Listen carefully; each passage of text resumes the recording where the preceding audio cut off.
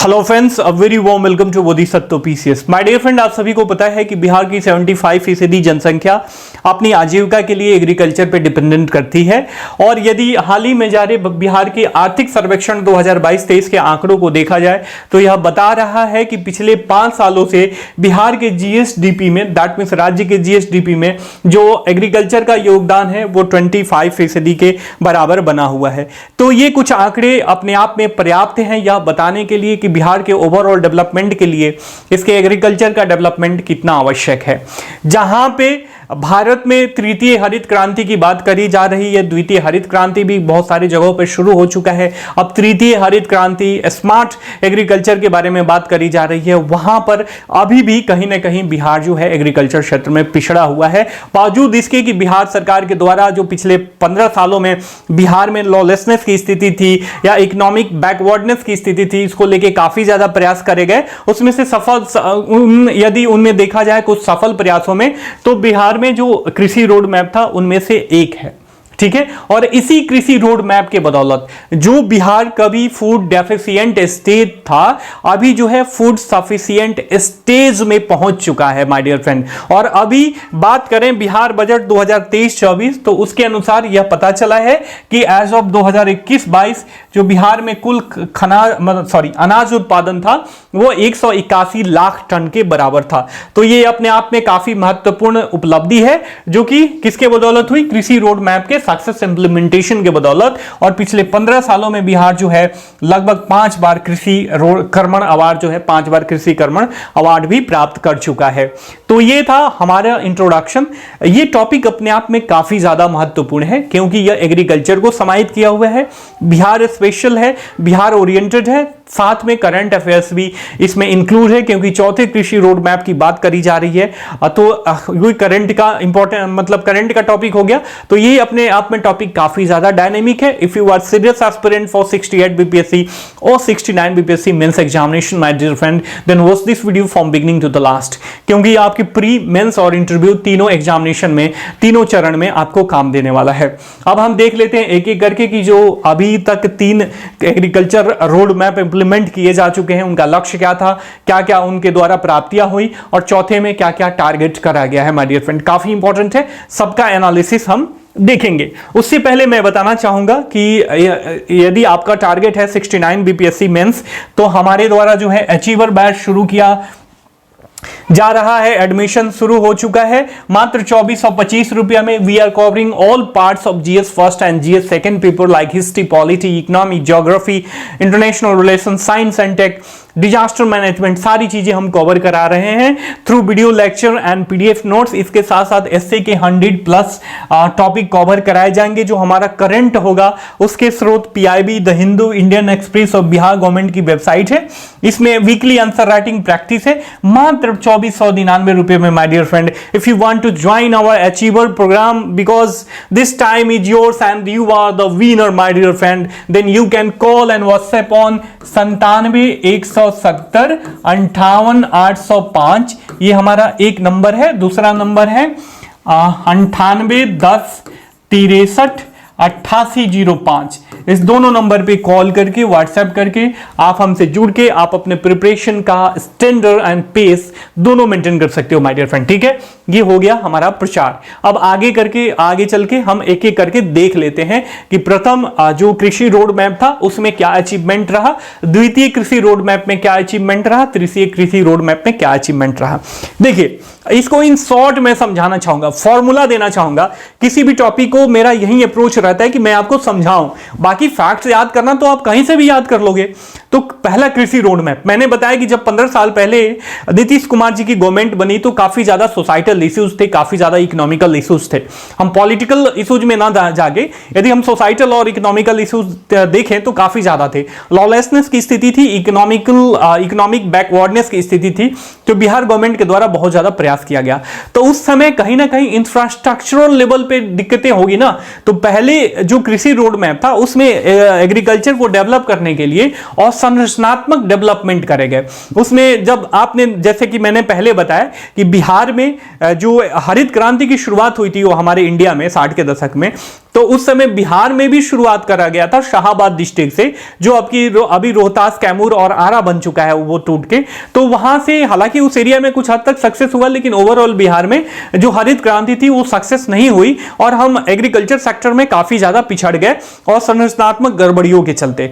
तो इन और संरचनात्मक गड़बड़ियां ये जो सारी थी, जो 60 के दशक में विद्यमान थी, तो पॉलिटिकल हमारे लीडर्स थे, उनके मतलब निकम्मेपन की वजह से, उनके मतलब निग्लिजेंस की वजह से हम काफी ज्यादा पिछड़ते गए। लेकिन आपको यह पता होना चाहिए कि बिहार का जो गंगा बेल्ट है, गंगा रिवर का जो बेल्ट है वो इतना फर्टाइल है कि वो इतना अनाज उत्पन्न कर सकता है कि पूरे भारत को कई सालों तक बैठा के खिला सकता है, उसकी इतनी कैपेसिटी है। लेकिन उसका दोहन पूर्ण रूप से नहीं हुआ, कहीं ना कहीं इंफ्रास्ट्रक्चर डेवलपमेंट कम रह गया, कहीं ना कहीं राज्य सरकार की नाकामी कहिए या केंद्र सरकार की नाकामी कहिए, सबका समेकित नाकामी के प्रयास से अभी बिहार जो है काफी ज्यादा पिछड़ गया इस मतलब सेक्टर में।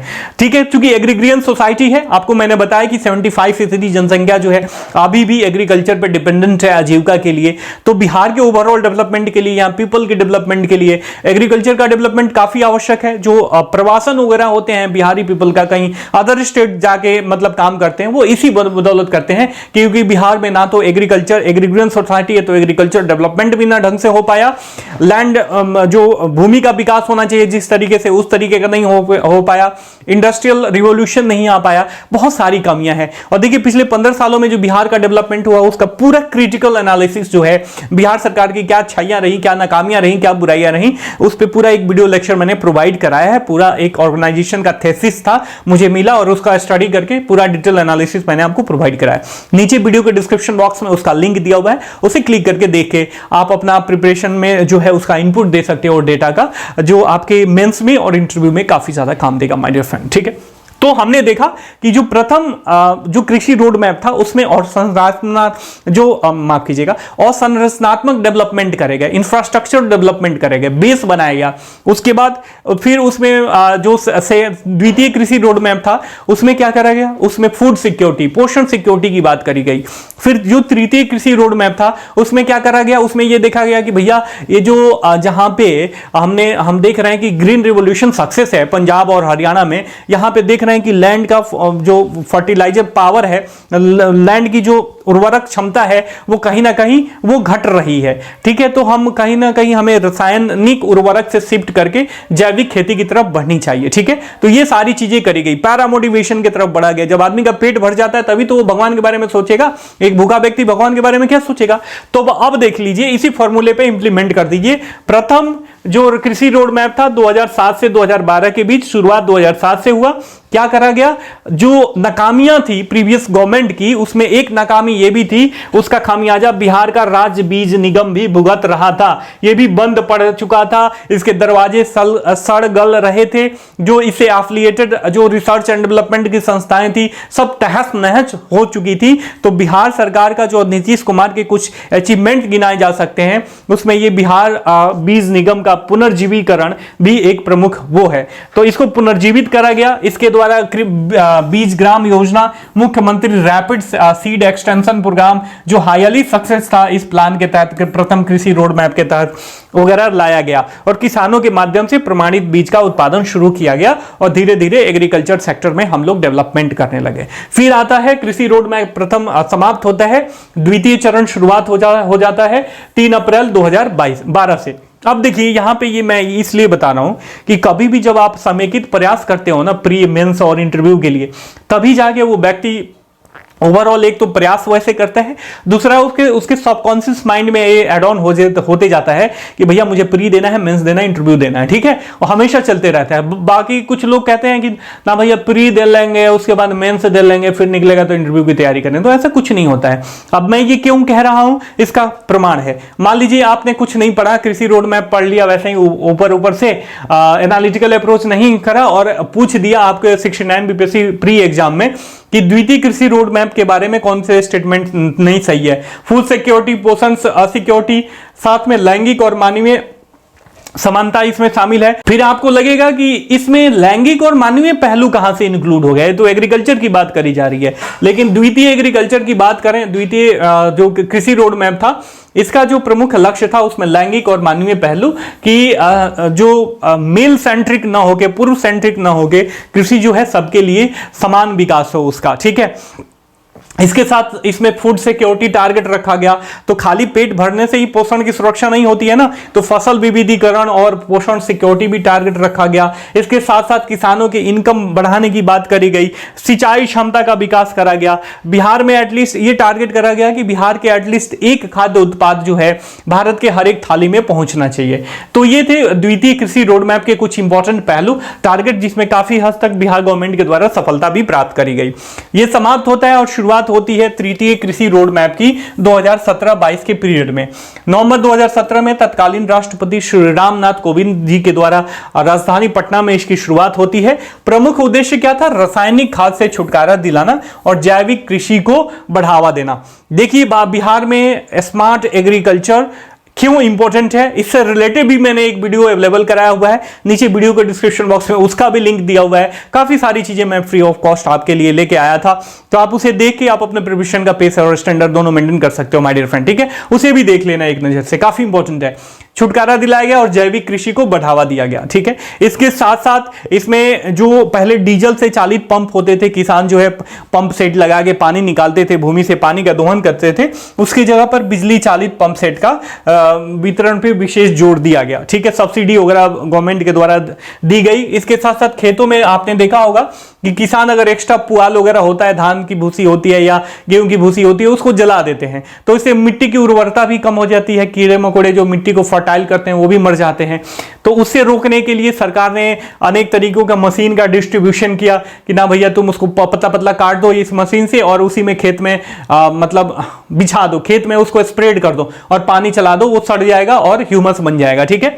इसके साथ साथ गंगा किनारे जो है जैविक कॉरिडोर का डेवलपमेंट करा गया, वहां पे सब्सिडी दी जाने लगी गवर्नमेंट के द्वारा। अभी भी सब्सिडी दी जाती है जो जैविक खेती करते हैं उनको, और इसमें 13 जिले जो है कवर किए जा रहे हैं। किसानों की आय बढ़ाना, इसके साथ साथ किसानों की आय बढ़ाने के लिए सरकार ने खेती के साथ फूल सब्जी, पशुपालन, मत्स्य पालन, मधुमक्खी पालन भी ऐड ऑन करी। इसके साथ साथ इसका जो मुख्य उद्देश्य था वो तिलहन और दलहन पर, इसके उत्पादन पर जोर देना था, और इसके लिए सरकार के द्वारा 1.54 लाख करोड़ रुपए का व्यय करा गया तृतीय कृषि रोड मैप के लिए हमारे फ्रेंड, ठीक है। अब आ जाते हैं चतुर्थ कृषि रोड मैप के बारे में। इसमें जो है अभी ये इनिशियल चरण पे है। अभी मेरे द्वारा जो अभी डाटा मैंने रिसर्च मारा, सर्च मारा, गूगल पे सर्च मारा, तो जो अभी डाटा जो मेरे को मिला उस डाटा के अनुसार मैंने इसे अपडेट किया है। यदि एग्जामिनेशन के पहले ऐसा कुछ आ जाता है एकदम स्पष्ट clear and crystal and clear picture कुछ आ जाता है तो आप इसमें और एड ऑन कर लेना, ठीक है। न्यूज़पेपर पढ़ते रहना डेली, कुछ और पढ़ो या ना पढ़ो, न्यूज़पेपर पढ़ना बहुत जरूरी है माय डियर फ्रेंड, ठीक है, ताकि अपडेशन आप करते रहो। इसमें जलवायु अनुकूल खेती, जैविक और सामूहिक खेती के अलावा यांत्रिकरण, फसल प्रबंधन को बढ़ाने के उपाय जो है रखे गए हैं, उनका टारगेट रखा गया है। इसके साथ साथ जो मिलेट्स होते हैं, मोटे अनाज, की पोषण अभी जो है सरकार के द्वारा, चाहे वो सेंट्रल गवर्नमेंट हो या स्टेट गवर्नमेंट, हर एक गवर्नमेंट के द्वारा जो है ये जोर दिया जा रहा है कि मोटे अनाज खाइए, क्योंकि मोटे अनाज जैसे पहले होता था जब हम लोग बचपन में थे, पता नहीं आप लोग 90 के किड्स नहीं हो तो आपको नहीं पता होगा, हम लोग 90 के किड्स हैं तो हमें पता है कि उस समय कोदो, मड़ुआ वगैरह इजिली मिल जाते थे, ठीक है। तो वो काफी ज्यादा न्यूट्रिशियस होते थे। अभी जाओ खरीदने 500-400 रुपए किलो मॉलों में मिलेगा, ठीक है। तो ये चीज को ध्यान में रखना। तो मोटे अनाज पे ध्यान दिया जा रहा है। फिर जैविक कृषि, एग्रीकल्चर स्मार्ट खेती पर जो है विशेष जोर दिया जाएगा चौथे कृषि रोड मैप के अंतर्गत, ठीक है। कृषि एग्रीकल्चर जो प्रोड्यूस होता है तो इसके लिए बहुत सारी चीजें का इंफ्रास्ट्रक्चरल डेवलपमेंट किया जा रहा है। मान लीजिए सब्जियां होती हैं तो सब्जियां फार्मर उगाता है और मंडी तक ले जाते जाते काफी सारी सब्जियां उसकी खराब हो जाती हैं। तो ऐसा है, मतलब इंफ्रास्ट्रक्चर डेवलपमेंट किया जा रहा है कि सब्जियों का जो है ये सहकारिता वाली चीजें हो उसमें, और कोई मतलब जो सब्जी ढोने वाला वाहन वो कोल्ड स्टोरेज टाइप का हो ताकि सब्जियां खराब ना हो, फल खराब ना हो, और इसका मार्केट तक पहुंच जो है अच्छे तरीके से सरकार की प्राथमिकता है। सिंचाई को इंक्रीमेंट करने के लिए ड्रिप और स्प्रिंकल सिंचाई पे सरकार जो है विशेष ध्यान देगी। इसके साथ साथ सब्जी के 3 सेंटर ऑफ एक्सलेंस की स्थापना इस योजना की प्राथमिकता है। रिसर्च एंड डेवलपमेंट पे विशेष फोकस रहेगा एग्रीकल्चर में। इसके साथ साथ एग्रीकल्चर मैकेनाइजेशन पे विशेष फोकस रहेगा। आपने देखा होगा कि जो कृषि में यांत्रिकरण है वे धनिक किसानों और बड़े किसानों तक ही सीमित रह जाता है। तो इसके अंतर्गत जो चौथा कृषि रोड मैप है, इसके अंतर्गत यह टारगेट करा गया है कि इसका लाभ जो है छोटे किसानों को भी मिले, तभी तो समेकित विकास होगा। और इसके साथ साथ बीज क्षेत्र में आत्मनिर्भरता, ये कुछ इंपॉर्टेंट टारगेट हैं अंडर एग्रीकल्चर रोड मैप 4 के तहत माय डियर फ्रेंड। ठीक है, अब एग्रीकल्चर को लेके बिहार गवर्नमेंट के द्वारा बिहार बजट 2023-24 में क्या करा गया है, इसको कुछ देख लीजिए। इसमें बिहार गवर्नमेंट के द्वारा टारगेट करा गया है ये कृषि रोड मैप 4 को प्राप्त करने के लिए कुछ मिशन शुरू करे गए जाएंगे। बिहार मिलेट मिशन, बिहार तिलहन एवं दलहन विकास मिशन, जो चौथा एग्रीकल्चर रोड मैप को प्राप्त करने में सहायता करेंगे। और बिहार सरकार जो है इस साल 2023-24 के लिए अपने कुल व्यय का 3.3% जो है एग्रीकल्चर पे व्यय करने का टारगेट रखी है।